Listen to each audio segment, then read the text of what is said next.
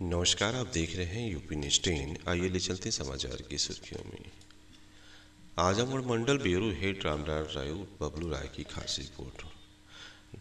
आपको बता दें कि आजमगढ़ जनपद के बिलरियागंज मार्ग पर पटवद सरैया के पास कयाड़ नदी पर बन रहा था पुल अब अंतिम चरण में पहुंच गया है। पुल की ढलाई का कार्य पूरा हो चुका है और अब प्रोज रोड का निर्माण तेजी से चल रहा है। जल्द ही इस पुल को आमजन के लिए खोलने की तैयारी है, जिसमें क्षेत्रवासी इस स्थान पर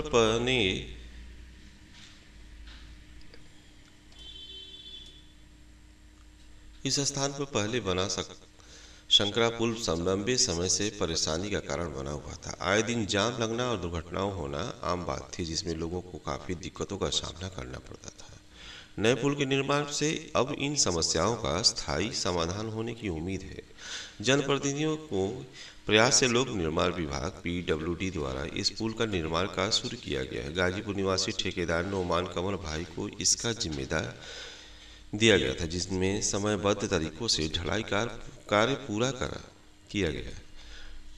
निर्माण कार्य के दौरान गोपालपुर विधायक नफीस अहमद, संतोष पासवान सहित कई गणमान्य लोग मौके पर मौजूद रहे। वहीं गुणवत्ता सुनिश्चित करने के लिए जेई विनोद यादव और कई एक्सीशन लगातार निगरानी कर रहे थे। आज मैं उपस्थित हूँ पटवद सरैया के कयाड़ नदी के ऊपर जो पुल बन रहा था, आज इसका नवनिर्माण पूरा हुआ है। तो आइए इस नवनिर्माण में जिसकी महान भूमिका रही है इस पुल के ठेकेदार हमारे नोमान भाई, उनसे अभी हम बात करते हैं इसके लिए कि क्या और कब आपने कैसे इसका किया है जो है। हाँ सर, आप अपना ज़रा परिचय देते हुए अपने बारे में बताएं, आपका शुभ नाम। और मेरा नाम नोमान कमर है और गाजीपुर का रहने वाला हूँ और PWD में कंस्ट्रक्शन का काम चलता है। हमारी एक लाख की फर्म है हिंदुस्तान इंटरप्राइजेज, उसी पे काम करता हूँ। और ये पुल का टेंडर था, इसका काम पूरा हो गया। बहुत खुशी की बात है कि आज इसका स्लैब ढला गया है। तो ये पुल यहाँ की जनता के लिए बहुत महत्वपूर्ण है, क्योंकि यहाँ पुल सकरा बना हुआ था जो अंग्रेज़ों के ज़माने का था। जी। और इस पर आए दिन दुर्घटना होती रहती थी। बहुत सारे लोगों ने अपनी जानें गंवा बैठी इस पुल पे, लेकिन ये जनता की बहुत काफ़ी दिनों से मांग थी कि इस पुल को बनाया जाए, जिसको सरकार ने टेंडर करके आपके जिम्मे लगाया। तो क्या आपने इसको अपने मानक के हिसाब से सब किया है काम? हाँ, सब कुछ मानक के हिसाब से किया है। और बगल में जो पुराना पुल था वो बहुत ही पतला था और पुराने ज़माने का था, इसलिए इसकी चौड़ाई जो है 8 मीटर 40 सेंटीमीटर की है और 32 मीटर ये लंबा है।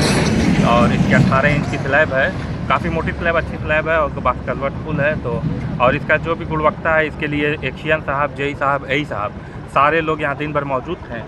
और माननीय विधायक नफीस अहमद जी भी बीच में आए थे निरीक्षण करने के लिए, वो भी पुल को देख के गए हैं बीच में। और यहाँ 5 मेट थे लगातार कंटिन्यू।